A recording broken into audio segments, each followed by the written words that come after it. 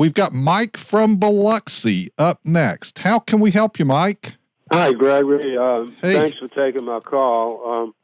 It's a Social Security question, and I'm a retired firefighter. I receive a pension.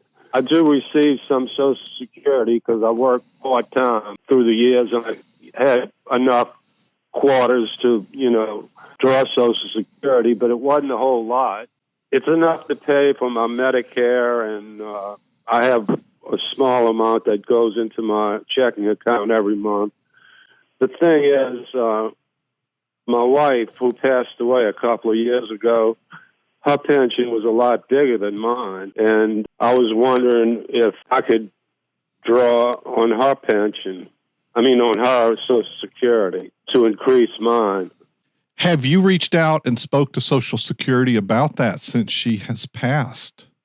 No, I haven't. And the only thing, the reason that my son was telling me that he thinks I would be able to, to draw on hers, that's why I'm calling. But no, I haven't. The only time I talked to them was when I drew my Social Security, and they did reduce what I get because of my pension. I didn't get the full amount that I was supposed to get. It was reduced. So I'm wondering if my pension would disqualify me from getting a larger amount from her pension.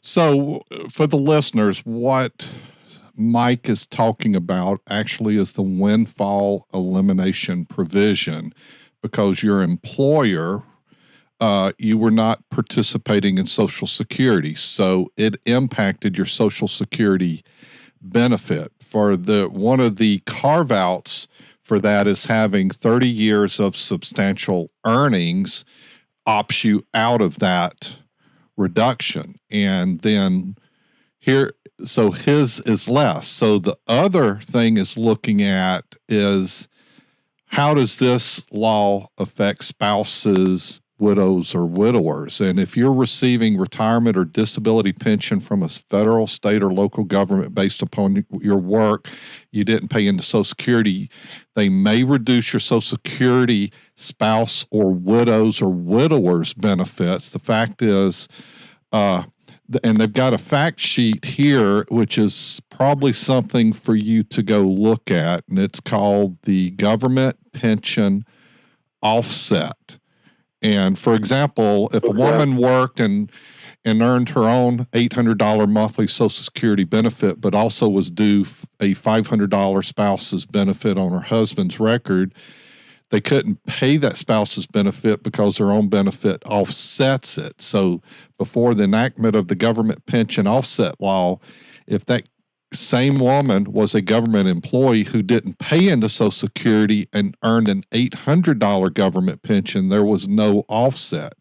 They had to pay her a full spouse's benefit and a full government pension.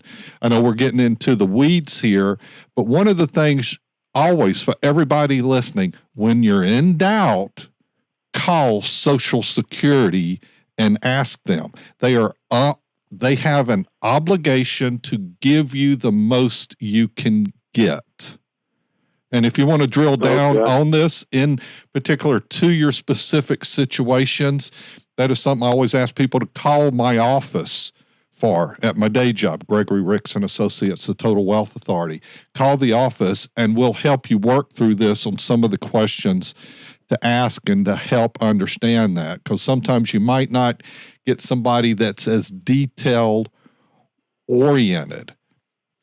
But that document, you can go to, it's over at ssa.gov, or use your search engine and go to, and just type in government pension offset. The other document is the windfall elimination. So when you pull that up, you should have a PDF or a document pull-off that you can click in to give you that information. What that is when you work for a government entity, typically it is that you're not participating in Social Security, but you have a pension, it's going to impact your Social Security benefits. And there's a document online about that. And if you're in that situation and you're like, I don't pay into Social Security at my job. Well, you need to be aware of what's coming at retirement. You're thinking you're going to get Social Security. You may not. You probably aren't. There's a document called the Windfall Elimination Provision. And one of the exceptions is having 30 or more years of substantial earnings. Gives you an exception to that. So the caller was asking about the spousal. His spouse passed, and might her benefits be larger than his? And then that's called the government pension offset. And here's the paragraph on that document I'm going to read to you. So how much will my Social Security benefits be reduced if my spouse passes? Social Security, they'll reduce your Social Security benefits by 2/3 of your government pension. In other words, if you get a monthly civil service pension of $600, 2/3 of that, or $400, must be deducted from the Social Security benefits. For example, if you're eligible for a $500 spouse's widow or widower's benefit from Social Security, you'll get $100 a month from Social Security. $500 minus the $400 equals $100. If 2/3 of your government pension is more than that Social Security benefit, your benefit could be reduced to zero. So that caller, Mike, in the last hour, based on the spousal situation and the size of his pension, there might not be any. So he might be getting more from his own Social Security benefit, even though it's reduced. So it depends on the size of that spouse's survivor benefit. If it's significantly larger, yes, than his pension check, 2/3 of his pension check, then he might get an increase there. I didn't get into the numbers, but that document to look at for those that this may impact is your government pension offset. But once again, when in doubt, am I getting the most? Call Social Security.